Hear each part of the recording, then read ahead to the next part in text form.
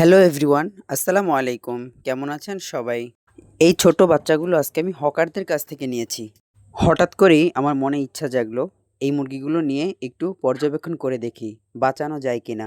বেশিরভাগ মানুষের কাছ থেকেই আমি শুনি এই মুরগিগুলো নাকি বাঁচে না অথবা তারা টিকাতে পারে না। তাই আমার মনের কৌতূহলবশত আমি ৫টি মুরগি কিনলাম ২০ টাকা করে পিস এবং সাথে ২টা কোয়েল পাখি। জানি না এগুলো মেল না ফিমেল। এখানে সবথেকে মজার বিষয় যেটা, ছোট মুরগিগুলো কোয়েল পাখিগুলোকে যেন মানতেই রাজি না। ওরা সবাই মিলে কোয়েল পাখি দুটাকে এনিমি অ্যাটাক দেওয়া শুরু করলো। একটা মুরগি তো ওর পিছ ছাড়তেই রাজি না।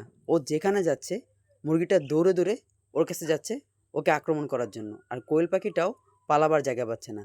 আমি তো পুরোই অবাক, কি হচ্ছে এগুলো। তাই কিছুক্ষণ আমিও মজা নিতে লাগলাম। আপনারা দেখুন, একটা মুরগি ওকে শুধু বারবার মারার জন্য আসছে।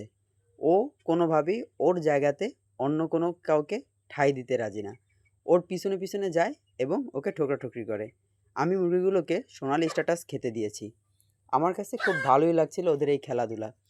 একটা তো এমন অবস্থা শুরু করে দিয়েছিল যে আমার মনে হচ্ছিল কোয়েল পাখিটাকে মনে হয় এখনই জবাই করে দিয়ে ফেলতে হবে, কারণ ওকে রাখার জন্য কোনো প্লেস পাচ্ছিলাম না।